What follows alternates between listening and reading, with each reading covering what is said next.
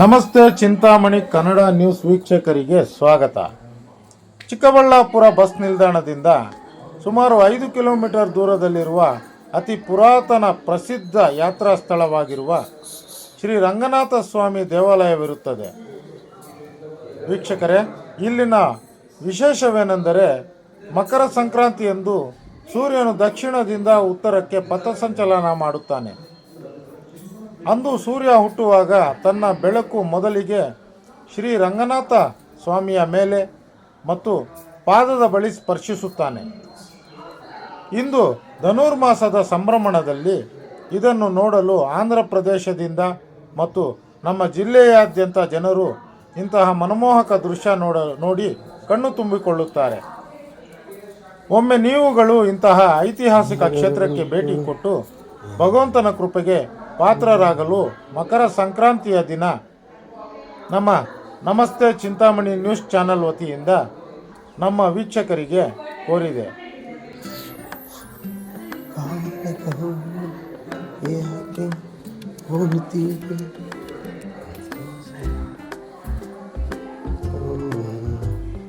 ರಂಗನಾಥ ಭೂದೇವಿ ಸಮೇತ ರಂಗನಾಥ ಸ್ವಾಮಿ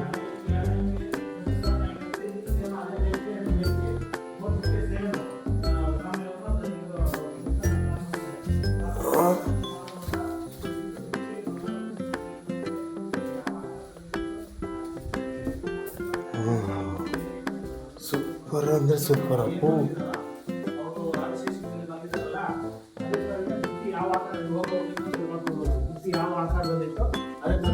ಅದೇ ಆಕಾರದಲ್ಲಿ ಇರ್ತಕ್ಕಂಥದ್ದು ನಿಮ್ಗೆ ಬಂದ್ಬಿಟ್ಟು ನಿಮಗೆ ಇಲ್ಲಿ ಗಂಟೆ ಶ್ರೀರಾಮ್ ಪಟ್ಟಾಭಿಷೇಕ ಐತಲ್ಲ, ಅದರಿಂದ ಈ ಆಕಾರದ ಸ್ವೀಕಾರ ಶ್ರೀರಾಮ್ ಪಟ್ಟಾಭಿಷೇಕ ಐತಲ್ಲ, ಅವಾಗ ಟೇಬಲ್ ಆಗಿರ್ತಕ್ಕಂಥ ಪ್ರತಿ ಇದ್ದು ಆಮೇಲೆ ಬಂದ್ಬಿಟ್ಟು ಈ ಕಡೆ 1300 ವರ್ಷ ವಿಜಯನಗರ ಹೊಯ್ಸಳ ಚೋಳರ ಕಾಲದ ಇದೆಯಲ್ಲ ಸರ್. ದೇವಸ್ಥಾನ ಏನಾಯ್ತು ಇದು 1300 ವರ್ಷ. ಇದು ಬಂದ್ಬಿಟ್ಟು ನಿಮಗೆ ಚೋಳ ವಿಜಯನಗರ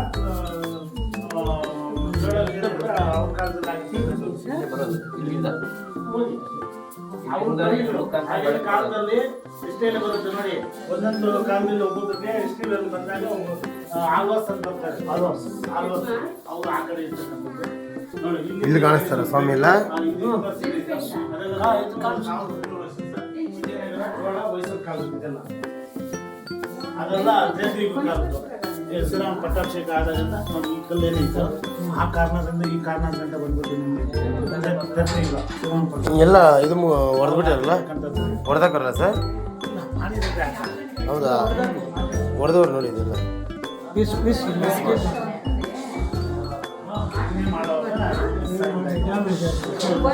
ಹಾ ಅಲ್ಲ ಇವರು ಸಣ್ಣಕ್ಕೆ ಮಾಡಬೇಕಾದ್ರೆ ನೋಡಿ.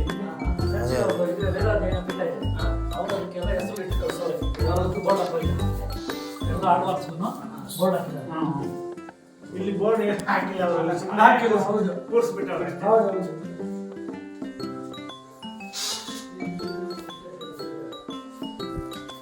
ಇಷ್ಟು ಚಿಕ್ಕದು ಬುಕ್ಕೊಂಡು ಹೋಗ್ಬೇಕು. ಹಿಂಗೆ ಬಂದು ನೋಡ್ಬೋದು ಸರ್ ಹತ್ರ. ವಿಡಿಯೋ ಮಾಡಬಾರ್ದು ದಯವಿಟ್ಟು. ಅಲ್ಲ ಒಬ್ರು ನೋಡಿದ್ದಾರೆ ಅಂದರೆ ಇನ್ನೊಂದು ಎಷ್ಟು ಜನ ಬರ್ತಾರೆ ಹೇಳಿ? ಅಲ್ವಾ, ಅವಾಗ ಎಷ್ಟು ಅವಾಗ ಗೊತ್ತಿದ್ರೆಲ್ಲ ಪಾಪ ಬರಲಿ. ಇಲ್ಲಿ ಫುಲ್ ಫೇಮಸ್ ಆದಾಗ ಬೇಕಾದ್ರೆ ಸ್ಟಾಪ್ ಮಾಡಲಿ. ಪಾಪ ಇಷ್ಟೊಂದು ದೊಡ್ಡ ದೇವಸ್ಥಾನ.